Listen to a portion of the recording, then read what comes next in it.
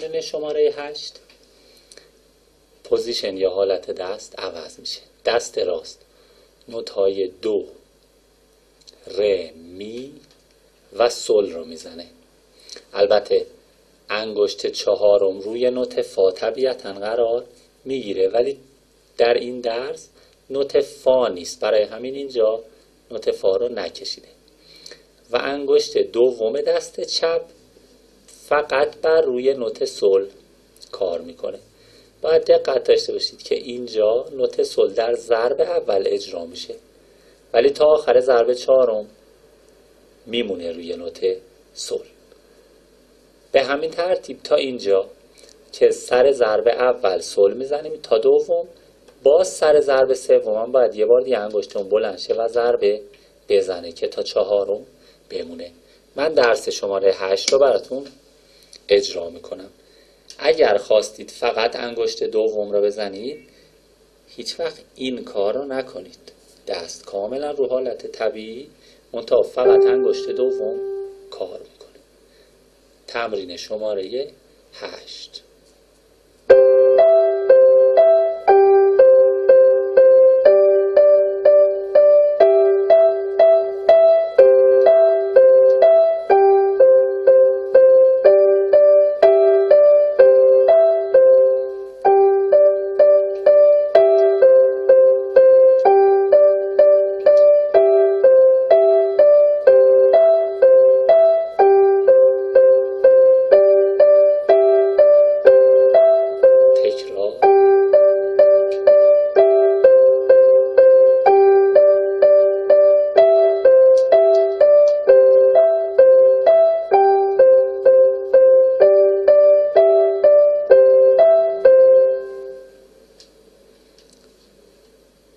تمرین شماره 9 به همین شکله، منتها انگشت سوم در دست چپ نوت سل رو اجرا میکنه و ضرب آهنگ هم 3/4 با سرعت الگرتو، یعنی تند متعادل.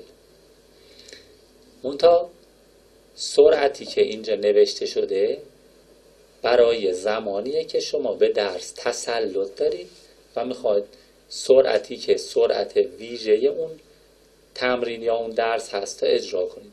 ولی برای شروع هیچ وقت شما نیازی نیست اون سرعت رو بزنید. شروع شما با سرعت‌های بسیار آرام باشه. من تمرین شماره 9 رو اجرا میکنم.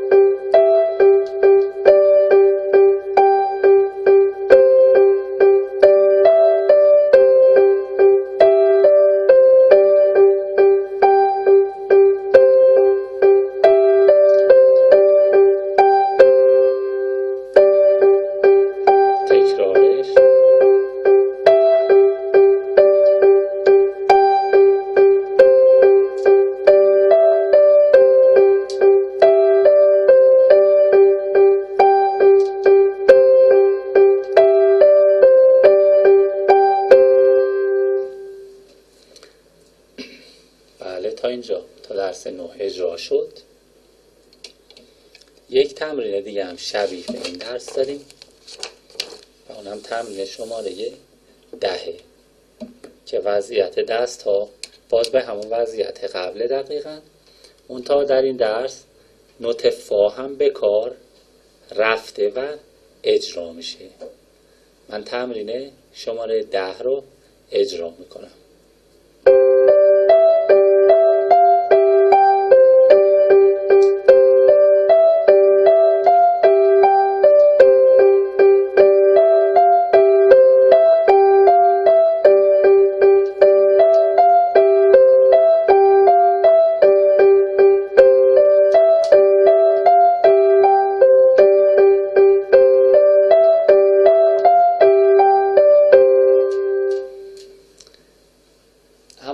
عرض کردم در کتاب بیر پارسی بعضی از قطعات کتاب بیر رو یه تغییرات مختصری من دادم. شما تمرین 9 و 10 رو اجرا کردید و دقیقاً به شیوه و متدی که برای شما در نظر گرفته شده بود آشنا شدید. من در کتاب بیر پارسی به جای تمرین 9 و تمرین شماره 10 یه قطعه ایرانی در نظر گرفتم به نام اتود شور. اتود شور آهنگیه که شما کاملا شنیدید و علاقه من به اجرای اونم میدونم که هستید. منتها اگر به آکوردهای دست چپ این اتود نگاه کنید دقیقاً تمرین شماره 9 و 10 برای شما تداعی میشه. برای همین من در کتاب بیر پارسی بعضی از تمرینات رو حذف کردم و جایگزین اون تمرینی دقیقاً شبیه متد و روش بیر منتها با یه آهنگ ایرانی کردم. قسمتی از این آهنگ رو من براتون میزنم. دست راست روی نوت‌های می فا سل لا سی قرار میگیره و دست چپ نوت سی رو میزنه. سی که یه دونه از دوی اکتاو وسط یک نوت پایین تره. به این صورت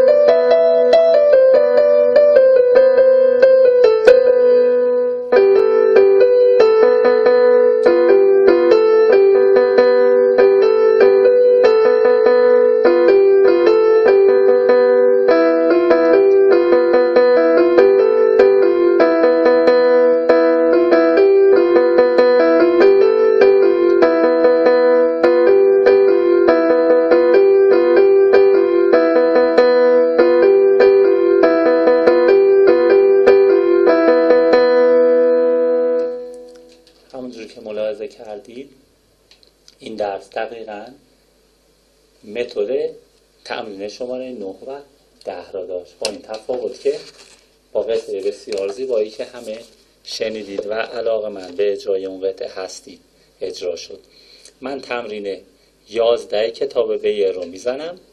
توجه کنید وضعیت دستش رو که انگشت اول، دوم و سوم دست راست من روی دو ره می و انگشت سوم، دوم و اول دست چپ روی نوت‌های می فا سول اجرا میکنم.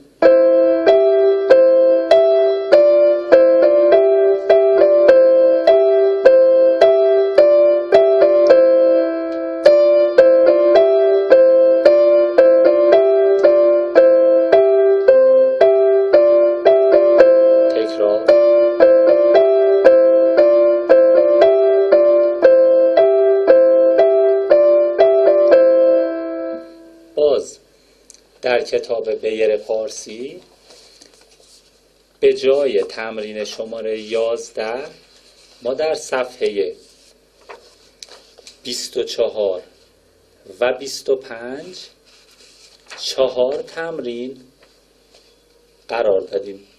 آهنگ خوشحال و شاد، ای ساقی لب تشنگان، میرم مدرسه و یارا یارا. که این آهنگ ها دقیقاً طبق متد تمرین 11، یعنی اگر شما الان به تمرین 11 توجه کنید میبینید که دست چپ و راست دقیقاً مثل هم عمل میکنن، یعنی هم سو بالا و پایین میرن. در این تمرینات هم مثلا خوشحال و شاد دقیقاً دست راست و چپ هم جهت با هم حرکت میکنن. منتها وقتی که شما این تمرینات رو روی بیر پارسی اجرا کنید همون حرکت دو دست را با هم فرا میگیرید، در این حال که 4 تا آهنگ هم به آهنگ های اجرای شما اضافه خواهد شد.